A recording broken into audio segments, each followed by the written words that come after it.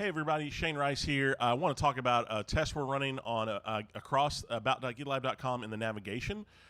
So showing you the control here, we have kept the Get Free trial here on the right of the search icon, moved Explore and Sign In over to the left of that search icon, and then removed Register from the nav and moved it to this CTA below these challenge boxes. Yesterday was the first full test of this across the entire site, and we had around 100, a little over 100 more clicks on the test version than on the control. It's important to remember this is a partial day, so I expect we're going to see that gap widen a little bit more. But I'm interested with some of the intricacies of the test and just seeing how it plays out. So this is just initial data from the first day. So looking here, you can actually see that goal completions for request a free trial or the highest they've been all year.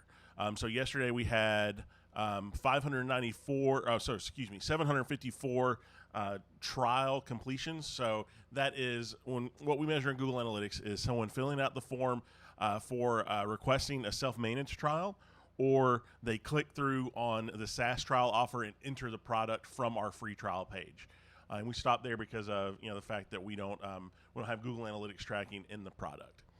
So we can look here and see that is what we see is the traffic to free trial is not really any higher than an average day.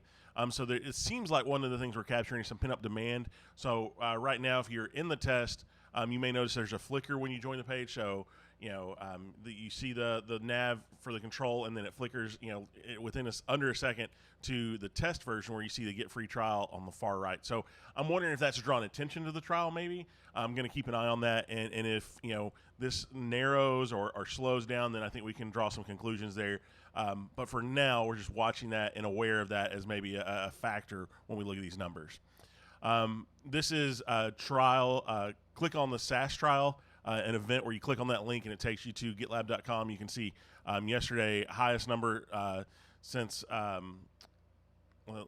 higher than any number so far in August. So going back to August on these numbers because they do rely on events that don't go back to February or January. So just looking at the quarter overall to give you a sense of what these numbers look like for the specific trial events.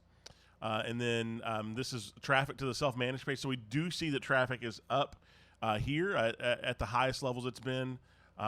But what we don't see is that translating to trial submissions, at least what we're seeing here. So curious about that. Going to be keeping an eye on that as the test moves forward.